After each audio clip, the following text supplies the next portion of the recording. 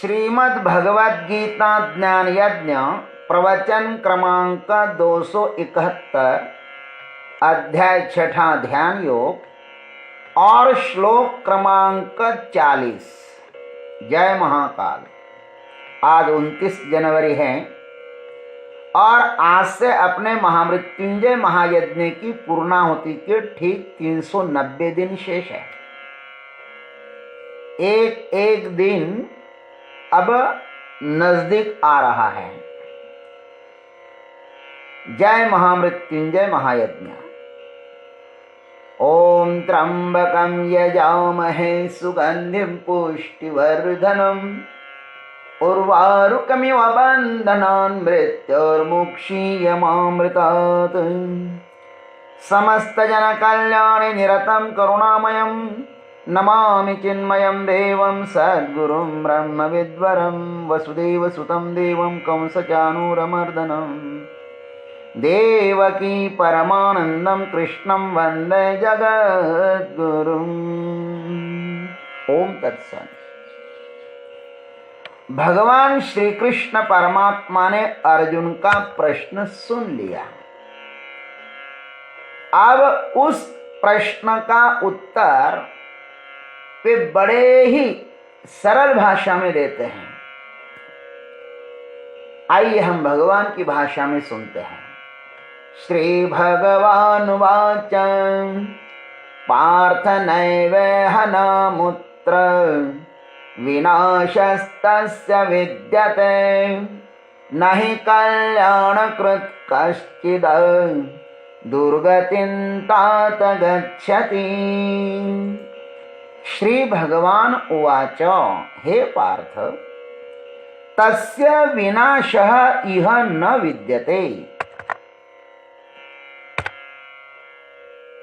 भगवान कहते हैं कि उस साधक का विनाश न इस लोक में होता है एवं अमुत्र न विद्यते, और न तो परलोक में ही होता है।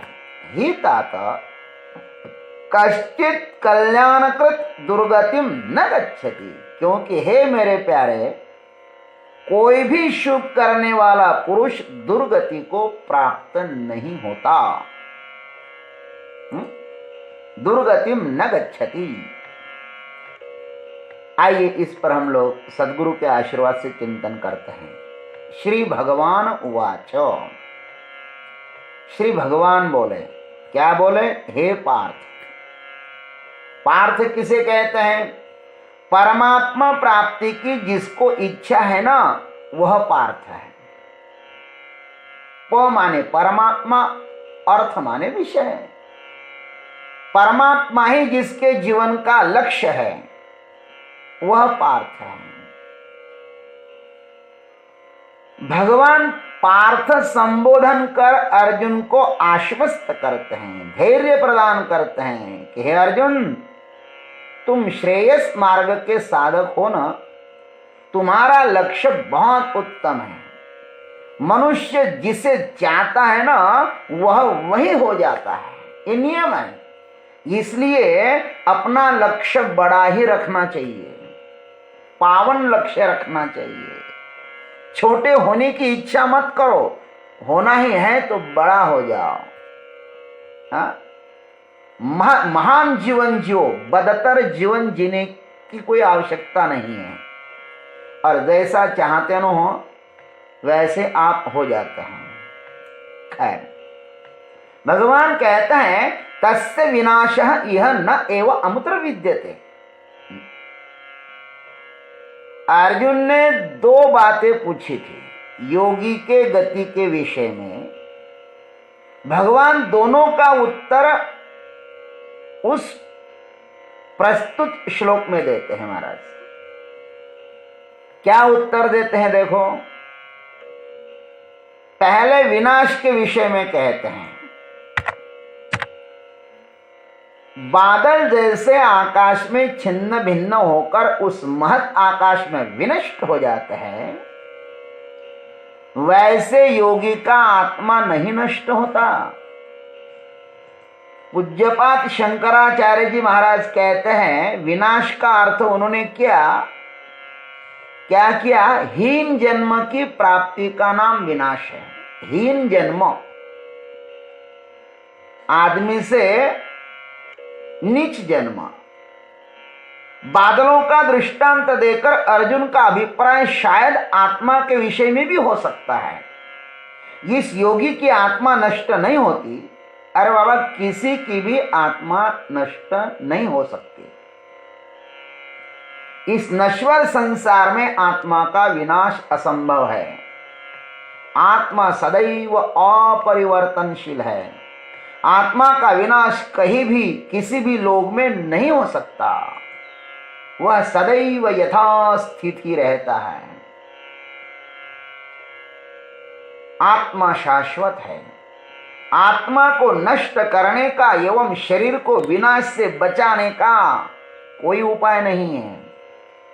आत्मा नष्ट हो नहीं सकता और शरीर विनाश से बच नहीं सकता।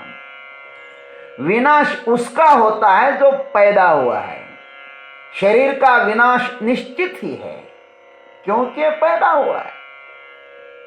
परमार्थ पथगामी साधक सदैव आत्मोन्नति की ही यात्रा करता है, चाहे वह किसी भी शरीर में होवे। देवताओं के शरीर में भी वह चला जाए तो वह केवल विषय भोग में ही रममान नहीं होगा, वहां पर भी यह परमात्मा साधना में ही लग जाएगा। और मनुष्य लोक में भी हम देखते हैं कि जो अत्यंत असंस्कृत परिवार में पैदा हुआ है, ऐसे भी बालक है जिन पर परमार्थ के कोई संस्कार नहीं होते हैं, लेकिन वे लोग भी परमार्थ के परम शिखर को छू लेते हैं। प्रतिकूल परिस्थिति में भी वे आत्मा का अनुसंधान नहीं छोड़ते हैं। हाँ? वे सदैव अपने मार्ग में लगे रहते हैं, क्योंकि उनके ऊपर पूर्व जन्म के संस्कार होते हैं। असंस्कृत घर में पैदा हुए बालक भी परमार्थ के परम शिखर को छू लेते हैं महाराज, क्योंकि उनकी जो यात्रा है ना, उनकी यात्रा खंडित नहीं होती।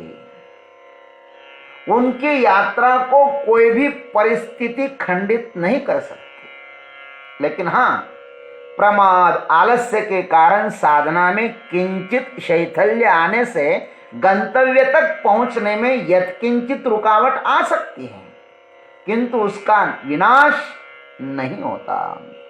साधना परमार्थ कभी नष्ट नहीं होता। ये भगवान को कहना है। हे तात कश्चित कल्याणकृत दुर्गतिम न गच्छति। हे तात, यह तात शब्द गीता जी में एक ही बार आया है और वो यहीं पर आया है। यहां पर तात शब्द से अर्जुन को संबोधित कर भगवान उसके प्रति अपनी अत्यधिक आत्मीयता प्रकट करते हैं। तात, तात शब्द अत्यंत प्रियता का प्रतीक है। इसका प्रयोग शिष्य के प्रति किया जाता है, पुत्र के प्रति किया जाता है, पिता के प्रति किया जाता है। यहां पर गुरु शिष्य का संबंध है। अर्जुन का अपने गुरु माने भगवान पर अत्यधिक विश्वास है। अर्जुन कहते कि हे प्रभु, आपके बिना मेरे इस संदेह का निवारण इस संसार में अन्य कोई भी नहीं कर सकता। अर्जुन का समर्पण पूर्ण है। अर्जुन भगवान की महिमा को भगवान की ही कृपा से यत्किंचित जानते हैं। भगवान जीवों की उत्पत्ति, प्रलय, उनकी गति और अगति एवं विद्या, इन सब को यथार्थ जानते। इन सब को यथार्थ जानते हैं ना, इसलिए उनको भगवान कहते हैं। शास्त्रों में लिखा है, उत्पत्तिंच प्रलयंच भूतानाम गतिम गतिम वेत्ति विद्याम अविद्यांच सवाच्यो भगवान इति। जो जीवों की उत्पत्ति को, प्रलय को, भूतों के अगति को, गति को जो जानता है, विद्या को अविद्या को जो जानता है ना, उसको भगवान कहते हैं। जीवों की गति के विषय में प्रश्न पूछा है अर्जुन ने। भगवान भी बड़े ही आत्मीयता के साथ अर्जुन के प्रश्न का निराकरण कर रहे हैं, उनका उत्तर दे रहे हैं। हे तात, शुभ कर्म करने वाले जीव की कदापि अधोगति नहीं होती है। वह सदैव आत्मोन्नति की ओर ही अग्रसर होता रहता है। प्रारंभ में देखो, प्रारंभ की हुई यात्रा से पीछे लौटने का कोई उपाय ही नहीं है। नेहाभिक्रमणाशोस्ति प्रत्यवायो न विद्यते। भगवान का यह आश्वासन या पारमार्थिक उद्घोषणा समस्त भारतीय क्रांतिवीरों के लिए एक बीज मंत्र था महाराज, और है भी। इसीलिए तो हमारे सैनिक लोग गीता को अपनी जेब में लेकर युद्ध करते हैं। गीता पर कितना विश्वास है उनका। इसी मंत्र का बल पाकर भारत के हजारों सपूत स्वतंत्र वीर सैनिक हंसते हंसते फांसी के तख्त पर झूलते झूलते अपना प्रिय प्राण भारत मां के श्री चरणों पर नेछावर कर गए हैं महाराज। गीता इतनी महान है। गीता आश्वासन देती है, नहीं कल्याण कृत कश्चित् दुर्गतिं तात गच्छति। भगवान का यह वाक्य हम सभी भारतीय संस्कृति का आदर करने वालों को एक जीवन आधार है। सत्कर्म करने वालों का पतन नहीं होता, यह हमारा आत्मविश्वास है। और उसका बीज मंत्र यह प्रस्तुत वाक्य है महाराज, पार्थ नैवे हनामुत्र विनाशस्तस्य। हे मेरे पार्थ, क्या सुंदर शब्द है, कितना प्यार से भगवान बोलते पार्थ। अर्जुन को निमित्त बनाकर प्रभु ने हम सभी को महान आश्वासन दिया है। भाष्यकार दुर्गति का अर्थ नीच गति करते हैं। मनुष्य से पशु होना यह दुर्गति है। मनुष्य जन्म इस पृथ्वी पर एक वरदान है। वरदान इस रूप में कि इस शरीर के द्वारा परमात्मा तत्व की प्राप्ति की जा सकती है। भगवत प्राप्ति के लिए यह शरीर एक द्वार है महाराज। मनुष्येतर प्राणियों में परमात्मा प्राप्ति की सुविधा नहीं है। समस्त शरीर से मुक्ति पाने के लिए यह शरीर मिला है। अतः इसको मुक्ति द्वार भी कहा है। मुक्ति द्वारम अपावृतम, ऐसा कहा है। इस मुक्ति द्वार पर आकर पीछे लौटने का नाम ही तो दुर्गति है। मनुष्य जन्म पाया और नीच कुत्ते जैसा, सुअर जैसा, सुअर कुकर जैसा काम किया। अरे धिक्कार है ऐसे जीवन पर। मनुष्य से ऊपर उठो, नीचे मत गिरो। वैसे तो शरीर की दृष्टि से देखा जाए तो एक कीड़े का शरीर और मनुष्य का शरीर, उसमें कोई भी भेद नहीं है। जिन तत्वों से, जिन मार्गों से वह कीड़े का शरीर बना है ना, उसी मार्ग से यह मनुष्य का शरीर भी बना है। जो विकार उसमें है वही विकार इसमें भी है। शरीर के स्तर पर सब एक जैसे हैं, किंतु बुद्धि के स्तर पर बहुत भेद है। मनुष्य शरीर से नहीं, बुद्धि से श्रेष्ठ है। शरीर से नहीं, बुद्धि से बलवान है। मनुष्य योनि में आकर मनुष्य जैसे कर्म करे तो उसका पतन नहीं होगा, किंतु यदि कोई पशुवत कर्म करता है मनुष्य शरीर में आकर, तो उसे पशु का जन्म धारण करना ही होगा। अंत में हमारी गति हमारे वासना के अनुरूप ही होती है। जन्म घेने लागे वासनेच्या संगे। इतिहास, हमारे इतिहास में, हमारे पुराणों में हमने सुना है कि स्वर्गस्थ देवताओं का भी नीच योनियों में पतन हुआ है। राजा नहुष महाराज इंद्र पद से सीधे सर्प योनि में आ गए।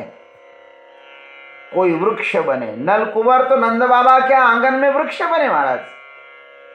ये तो कुबेर के बेटे थे ना। लेकिन कर्म किसी को भी दंड दे सकता है, ध्यान रखना। कर्म के सामने कोई अपना तुकला नहीं होता है। वहां तो बस कर्म का फल मिलना है, मिलना है। राजा नृग गिरगिट बने, गिरगिट सरडा बन गए। कर्म की गति अत्यंत गहन है, कर्म का सिद्धांत अत्यंत गहन है। यह तो कर्म विधाता ही जान सकता है महाराज। तो भी प्रभु कहते हैं कि शुभ कर्म करने वाले का पतन नहीं होता। दुर्गति या सद्गति हमारे कर्मों पर निर्भर करती है। हमारा कर्म हमारी अग्रिम गति का नियंता है, इसलिए कर्म पर ज्यादा जोर देना चाहिए। जितना हो सके उतना शुद्ध कर्म करो, क्योंकि आज जो हम कर्म करते हैं ना, उसे हमें ही कल भोगना है। इसको ध्यान में रख करके कर्म करो, भोगना हमें ही है। जितना खाते हो ना, तो वो तुमको ही पचाना है, दूसरा कोई पचाने वाला नहीं। इसलिए सोच समझ करके खाना चाहिए। खैर, आज इतना ही। जय गुरुदेव, जय जगदीश्वर, जय जय महाकाल।